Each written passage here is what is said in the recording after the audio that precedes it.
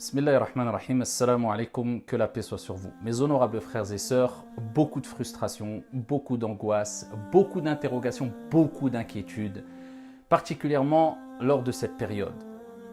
Et pourquoi pas alors que nous sommes à quelques jours du mois de Ramadan. Beaucoup se posent la question, est-ce qu'on va pouvoir vivre pleinement le mois du Ramadan 2020 en confinement, dans nos demeures? Alors que nous sommes privés des mosquées, nous ne pourrons pas accomplir les prières en groupe dites salat tarawih dans les demeures de Dieu. Est-ce qu'on pourra profiter pleinement, spirituellement de ce mois du Ramadan? Ou est-ce que ça sera un échec pour nous quelque part? Eh bien, ayyuhal akhir, sachez une chose, que ce mois du Ramadan 2020, Inch'Allah, sera sûrement le mois du Ramadan le plus méritoire que tu n'aies vécu tout au long de ta vie. Et les preuves en sont nombreuses, Inch'Allah ta'ala.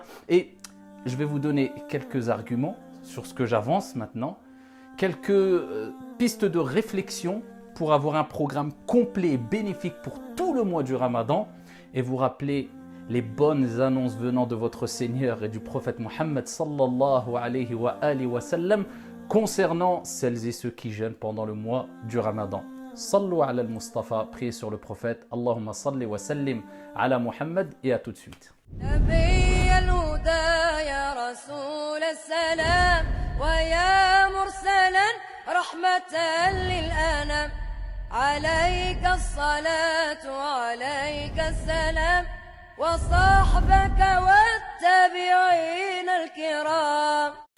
Mes honorables frères et sœurs, nous sommes à quelques jours du mois de Ramadan. Beaucoup se disent, est-ce qu'on va pouvoir profiter pleinement du Ramadan? Oui, on pourra profiter pleinement du Ramadan. Et pourquoi pas?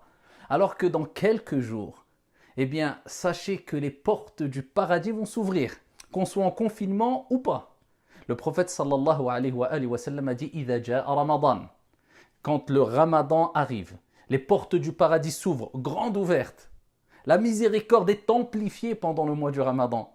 Les portes du paradis s'ouvrent et les portes de l'enfer se ferment. Les shayatines les plus néfastes sont enchaînées. Et un appel est lancé. Ya bari al-khayri aqbil. Un appel pour toi, pour moi. Tu seras interpellé pendant ce Ramadan aussi, Inch'Allah, que tu sois chez toi ou pas. Ya bari al-khayri aqbil. Ya bari al-sharri aqsir. Ô toi qui veux le bien, avance. Ô toi qui veux le mal, recule, ce n'est pas pour toi. Man sama Ramadan, ainsi a dit le prophète alayhi salatu wassalam, imanan wa ihtisaba, ghufira lahu ma taqaddama min dhanbih. Poussé par sa foi en espérant la récompense divine, tous ses péchés lui seront pardonnés. Même si tu es en confinement, abshir, réjouis-toi ya Abdallah. D'autant plus que lorsque nous sommes en confinement, eh bien, nous savons très bien que nous avons plus de temps. Et ce temps qui nous est précieux, ce temps que nous recherchons. Combien de fois on s'est plaint lors des ramadans précédents? Combien de fois on a entendu des gens qui se plaignaient parce qu'ils disaient « je n'ai pas assez de temps, je suis trop pris, je n'ai pas le temps pour faire le bien, pour aider, pour donner des aumônes, pour aider mon prochain, pour lire le Coran, pour écouter des rappels, Nous sommes en confinement. Dieu te donne l'opportunité de revenir, de recentrer ici tes objectifs, de revenir quelque part à l'essentiel. Ta relation avec ta famille, ta relation avec Dieu, ta relation horizontale et verticale. C'est l'opportunité. Tu pourras ici te concentrer sur deux actes d'adoration qui font partie des plus grands, des plus nobles, des plus méritoires parmi les actes d'adoration. As-siyam wal-Qur'an. Le jeûne et le Coran, la lecture du Coran, la méditation du Coran. Rapporté par l'imam Ahmed, le prophète sallallahu alayhi wa sallam a dit au jour de la résurrection, As-siyam wal-Qur'an, le jeûne et le Coran viendront pour intercéder en ta faveur, subhanallah, d'une manière qu'Allah Jalla wa ala aura autorisée. Eh bien ici, le jeûne dira, Ya Allah, je l'ai privé de boire et de manger. Fais-moi intercéder pour lui. Le Coran viendra. Le Coran que tu vas réciter particulièrement dans le mois du Ramadan. Shahru Ramadan alladhi unzila fihi al-Qur'an. Un mois béni où le livre d'Allah, la parole de Dieu, a été révélé. Al-Qur'an wa siyam. Eh bien, le Coran dira, Ya Allah, je l'ai empêché de dormir parce qu'il me récitait, il me méditait pendant les nuits, pendant la prière de la nuit. Fais-moi intercéder. Et Allah donnera l'autorisation au Coran et à Siyam d'intercéder en ta faveur. Tu vas pouvoir te concentrer dans le Siyam, dans le jeûne bien accompli. Pourquoi bien accompli? Plus particulièrement, quand tu es en confinement, on va le voir, Inch'Allah. Et le Coran, tu as plus de temps. Mais comment lire le Coran? De quelle manière? Quelle quantité? Je vais vous donner quelques conseils avec un programme, Inch'Allah, qui sera bénéfique pour toutes et tous. Eh bien, là, tu as du temps. Eh bien, tu pourras encore plus profiter de ces bienfaits, de ces actes d'adoration qui étaient peut-être beaucoup trop négligés lors des années précédentes. Le fait de faire as-siyam, le jeûne, Ramadan, passer le mois du Ramadan en confinement, à la maison, eh bien, ça te permettra d'être beaucoup plus préservé. Parce qu'on le sait toutes et tous, que lorsque nous sortons de la maison, nous sommes en contact avec beaucoup plus de personnes, nous discutons plus, nous échangeons plus, nous parlons plus et quelquefois, ça provoque le fait que la langue, qui elle n'est pas confinée, la langue glisse beaucoup plus facilement. Alors vous savez très bien que le jeûne, c'est un jeûne qui doit être accompli avec les membres aussi, avec la langue, avec les yeux, avec les oreilles, avec l'ouïe, etc. C'est ce que le prophète sallallahu alayhi wa sallam nous a recommandé. C'est ça le vrai jeûne. Mais celui qui ne se prive pas de mensonges, qui ne se prive pas de calomnies, qui ne se prive pas d'insultes, eh bien Dieu n'a que faire de son jeûne, comme le prophète alayhi salatu wa sallam a dit. Donc ici, ça nous permettra, en restant chez soi confiné, de préserver beaucoup plus sa langue, de permettre à sa langue d'être confinée quelque part, entre guillemets. Et vous savez que Abdullah ibn Mas'ud radiyallahu anhu a dit « Il n'y a rien sur la surface de la terre qui ne mérite le plus l'emprisonnement que la langue. » Parce que là, on ne parle pas du fait qu'il n'est pas demandé en islam de discuter, d'échanger, de dire des paroles, de dire de bonnes paroles. Au contraire, « وَقُولُوا لِلنَّاسِ حُسْنًا » Dieu dit dans le Coran, et dites aux gens, échangez avec les gens, mais dites-leur de bonnes paroles. Mais on sait très bien qu'on a tendance à médire, à calomnier, à mentir assez facilement, surtout quand on parle beaucoup. Eh bien, ce confinement nous permettra de se préserver, de préserver notre jeûne, de préserver notre langue, comme nous le savons toutes et tous. Sachez que pendant le mois du Ramadan, pendant ce confinement, eh bien, vous êtes en train d'adorer Dieu. En faisant quoi? Juste en patientant. Parce que le prophète, alayhi salatu wassalam, nous a informé, nous a enseigné que la patience, c'est une ibada. Quand tu es éprouvé et tu patientes simplement, tu ne fais rien si ce n'est patienter. Lors des épreuves, juste le fait de faire l'effort de patienter, eh bien, c'est une grande ibada, c'est un grand acte d'adoration. C'est une preuve d'amour vis-à-vis de Dieu parce que tu prends sur toi, tu gères tes émotions, tu fais un gros effort juste en patientant. Nous sommes toutes et tous ici éprouvés pendant cette période de confinement, pendant cette épreuve assez exceptionnelle, assez particulière. Juste en patientant, eh bien, sache que tu as un grand mérite auprès de Dieu et tu rajoutes ici ce mérite au mérite du jeûne. Tu patientes pendant un mois béni. Plus que cela, le prophète sallallahu alayhi wa sallam, il nous dit, si vous vous trouvez dans un pays qui est touché par une maladie contagieuse, et vous restez chez vous, il y a 14 siècles, le prophète alayhi salatu wa sallam nous a donné quelque part ce remède déjà qui est indispensable. Et tous les experts sanitaires nous le recommandent fortement, restez chez vous.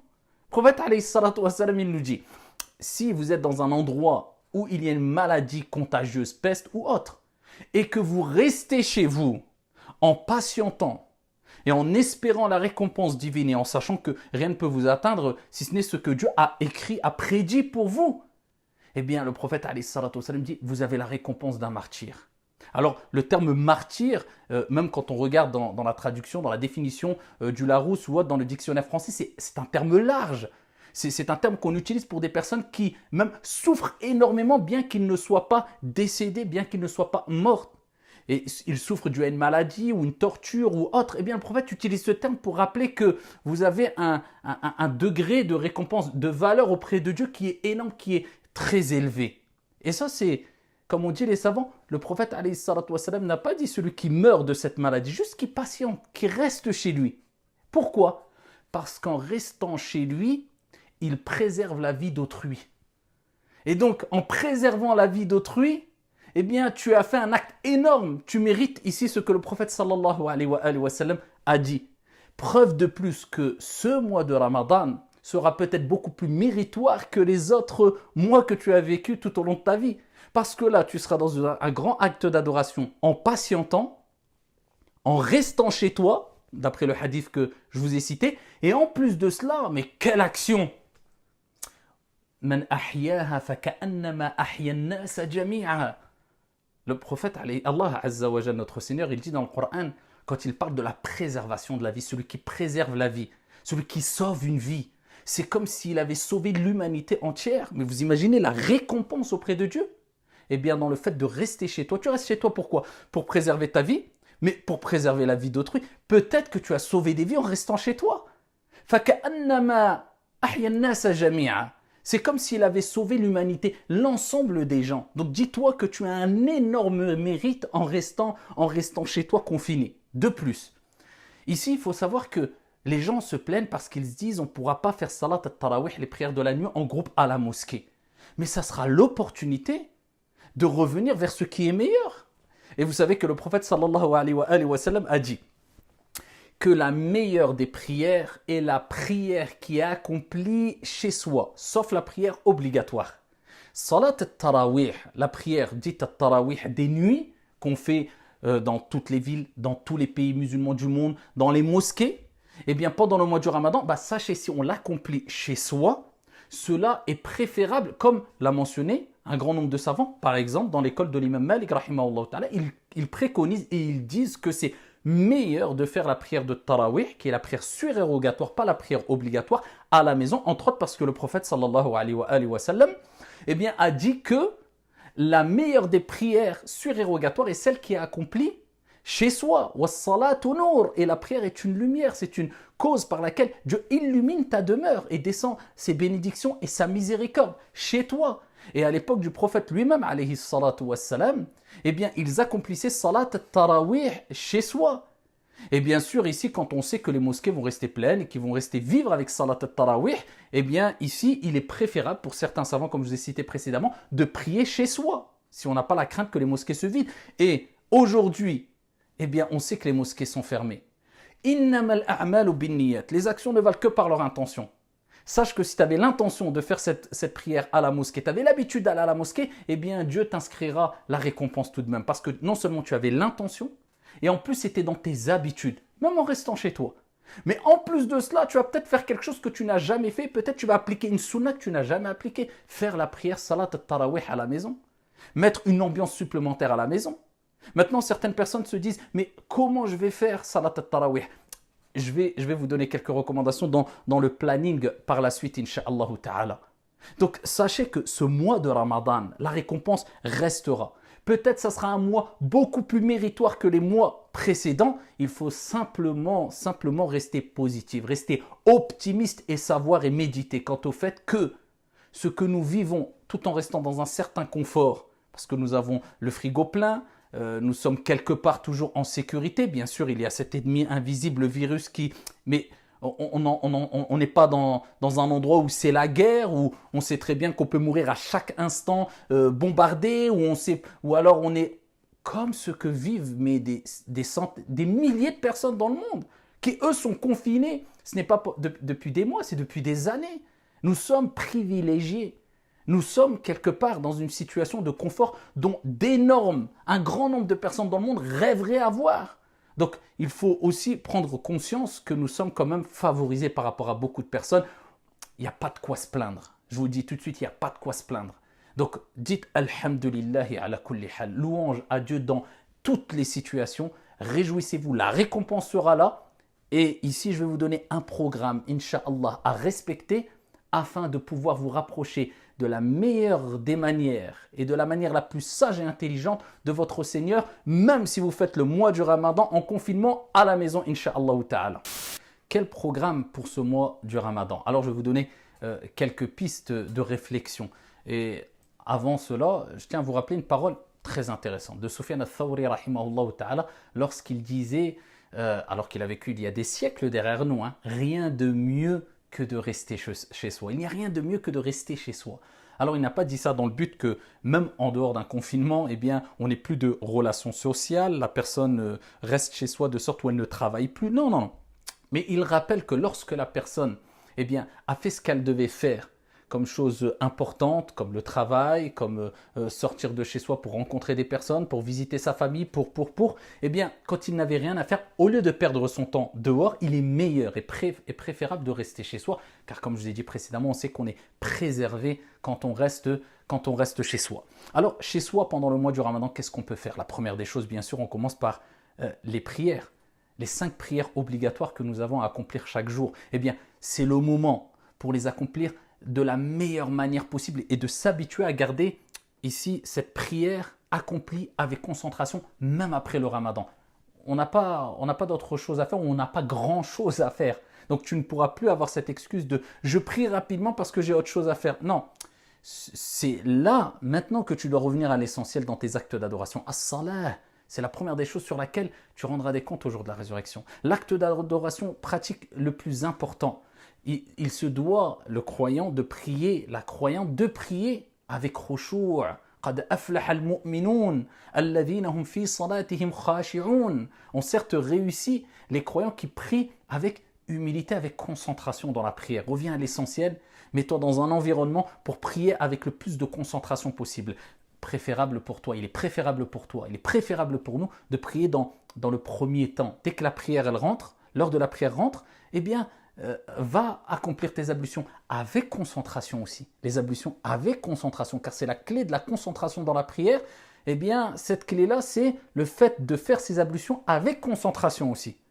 Ensuite, accomplis correctement ta prière, doucement, tranquillement, avec un certain apaisement. Quand tu as terminé ta prière, c'est l'opportunité de renouer, de te réconcilier quelque part avec le dhikr qui suit la prière. Combien de personnes, dès qu'ils finissent la prière, assalamu alaikum wa rahmatullah, hop, ils se lèvent, ils partent en courant.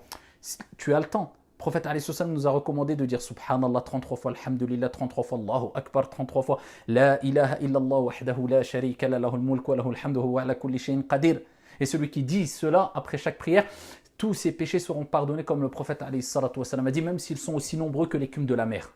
C'est l'opportunité. Réciter surat al-falaq in-nas après chaque prière, réciter ayat al-kursi après chaque prière.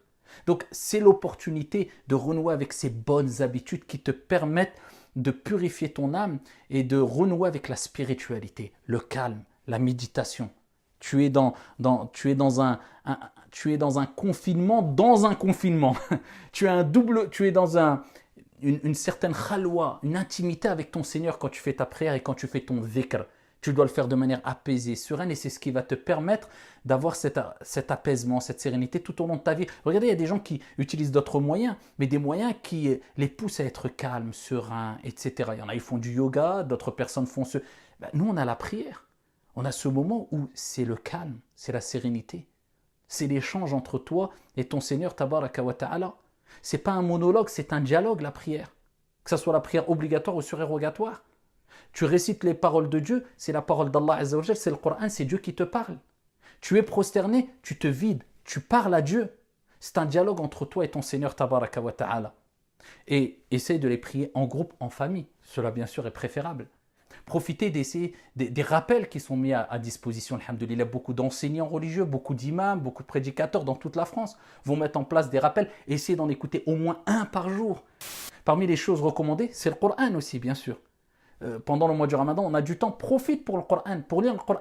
Essaie de te mettre un programme. Si tu as une facilité dans la lecture du Coran, essaie de te faire ce programme qui est que tu finis au moins une fois le Coran, la lecture du Coran, pendant le mois du Ramadan, ce qui n'est pas du tout obligatoire. Mais si tu as cette facilité de lecture, eh bien dis-toi, je vais mettre un programme chaque jour. Comment? Eh bien, il y a 5 prières dans la journée. Après chaque prière obligatoire, tu lis 4 pages du Coran, par exemple, 4 à 5 pages du Coran. Ça va te faire une vingtaine de pages dans la journée. Eh bien, tu auras lu 2 hizb dans la journée. Eh bien, ici, Inch'Allah, à la fin du Ramadan, tu auras terminé le Coran. Ou bien, tu te dis, je lis 10 pages le matin, 10 pages le soir. Si tu as plus de difficultés, eh bien, dis-toi, je lis juste une page après chaque prière obligatoire. Juste une page. C'est déjà très bien. Ou une demi-page si tu as du mal. Et essaye de les lire si tu ne comprends pas l'arabe en arabe. mais aussi en français pour comprendre ce que tu dis. Bien sûr, il faut aussi l'exégèse du Coran pour contextualiser les choses et autres, mais si tu as un exégèse ici qui est simplifié, tant mieux. Mais au moins de comprendre ce que tu dis. C'est ce qui est extrêmement important afin de te permettre d'avoir de la concentration, de la méditation quand tu pries et quand tu lis le Coran. Si tu ne comprends pas ce que tu dis, comment veux-tu ici te concentrer et méditer quant aux paroles que tu lis? Parmi les choses aussi recommandées, eh bien, c'est de faire salat al-tarawih, bien sûr. Et la prière salat al-tarawih, c'est préférable de la faire, bien sûr, en groupe. Si tu peux, sinon tu l'as fait tout seul. Tu peux lire à travers le mushaf ou à travers ton téléphone. En lecture, il n'y a pas de problème tant que ce n'est pas une prière obligatoire. Et ça ne sert à rien de chercher de suivre un récitateur à travers un écran, etc. Déjà, en priant derrière un imam à la mosquée, quelquefois des gens vont et se plaignent. Et ils disent oui, c'est trop long, pourquoi tu vas si c'est une corvée pour toi? Et comment tu veux être concentré derrière un écran aussi? Prends ton mushaf. Ouvre-le, lis toi-même. Si tu veux faire Qiyamul Layl, ne serait-ce qu'avec une demi-page, tu peux le faire. Ce n'est pas la quantité qui nous importe, c'est la qualité, c'est la concentration. Tu fais ce que tu peux. Tu fais 2 unités de prière, ou 4, ou 6 par 2 unités de prière, et tu termines avec Shaf' el Witr, 2 plus 1. Soit tu laisses les 2 plus 1 avant le Fajr, pour être dans le dernier tiers de la nuit, où Dieu descend au ciel le plus bas, et c'est à ce moment-là où il interpelle ses serviteurs qui m'implorent, me demande que je lui donne, qui demande mon pardon, que je lui pardonne. Dieu t'interpelle pendant le dernier tiers de la nuit. Tu peux le faire, Inch'Allah ta'ala. D'autant plus que cette prière de Salat al-Tarawih à la maison, faut dire les choses comme ils sont. Ça nous évitera de faire Salat al-Tarawih dehors, alors que les heures sont tardives. Et on sait très bien que chaque ramadan, malheureusement, sans généraliser, mais beaucoup, manquent de respect au voisinage. Et ils vont pour accomplir un acte surérogatoire en faisant un acte interdit, déranger le voisinage. Là, au moins, on sera préservé de faire ce grand péché qui est déranger le voisinage. Donc, tu es chez toi, alhamdulillah, tu es confiné, tu fais une prière surérogatoire, tu fais salat al-tarawih, tu profites pleinement de la récompense et en plus de cela, tu le fais en famille. Tu peux faire devancer la personne ici qui connaît le plus le Coran et qui est le plus à l'aise dans la lecture du Coran et il peut présider la prière, alhamdulillah. Donc, ne lâche aucune soirée sans avoir fait au moins 2 unités de prière, au moins de salat al-tarawih à la maison, car le prophète a dit celui qui prie les nuits du ramadan, qui passe les nuits du ramadan en prière, peu importe la quantité de prière, tous ses péchés seront pardonnés à la fin du ramadan. Donc ça, c'est une opportunité aussi de te rapprocher d'Allah Azza wa Jal.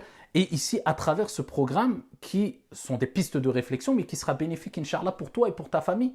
Les aumônes, rien ne t'empêche de faire des aumônes pendant le mois du Ramadan alors que tu es chez toi. Il y a beaucoup d'associations humanitaires, il y a beaucoup de projets surtout qui sont lancés pendant le Ramadan. De chez toi, tu peux faire des dons et les dons sont multipliés en plus de mérite pendant le mois de Ramadan. Profite. Et comme cela, ici, tu pourras te rapprocher d'Allah Azza wa Jal de différentes manières, à travers la prière, à travers le jeûne, à travers la récitation du Coran, à travers les aumônes. Tu n'es pas privé ici de tous ces bienfaits pendant le mois de Ramadan. Profite de tes enfants. Ici, mets une ambiance avec eux, renoue avec eux, redécouvre si tu as oublié quelque part qui étaient tes enfants parce que tu étais trop occupé à tes activités, dans tes activités professionnelles, profite de ces moments-là pour faire des activités ludiques avec eux, pour s'amuser avec eux, aussi pour leur faire aussi un accompagnement pour leurs devoirs scolaires aussi, mais aussi pour un programme religieux à la maison. C'est l'opportunité aussi de leur faire découvrir c'est quoi Ramadan, c'est quoi ce mois spirituel, ce mois de solidarité, ce mois de partage. Continue à échanger avec ta famille. Alhamdulillah, on a tous les moyens pour voir à travers le visio, à travers WhatsApp, à travers ici nos parents, nos frères, nos sœurs, nos tantes, communique avec eux au moins une fois par jour, surtout si tes parents sont âgés et sont confinés, eux, dans leur appartement, chez eux. Donc, il y a plein de moyens pour se rapprocher d'Allah subhanahu wa ta'ala. Et particulièrement, ici, j'interpelle celles et ceux qui ne savent toujours pas lire l'arabe, lire le Coran. C'est le moment de se faire un programme de lecture d'arabe pendant le mois du Ramadan. Un programme de lecture avec les règles de tajwid. Alhamdulillah, il y a plein de programmes, même gratuits sur Internet qui sont mis en place. Donc profitez, c'est le moment où on a le temps. Il faut utiliser ce temps de la manière la plus intelligente possible. En tout cas, qu'Allah subhanahu wa ta'ala vous bénisse votre mois du Ramadan, que Dieu vous préserve et qu'Allah Azza wa Jal allège vos souffrances et nous débarrasse de ce mal, de ce virus, afin que ça soit un soulagement pour l'ensemble de l'humanité. Amin ya Rabbil Alamin. Wassalamu alaikum.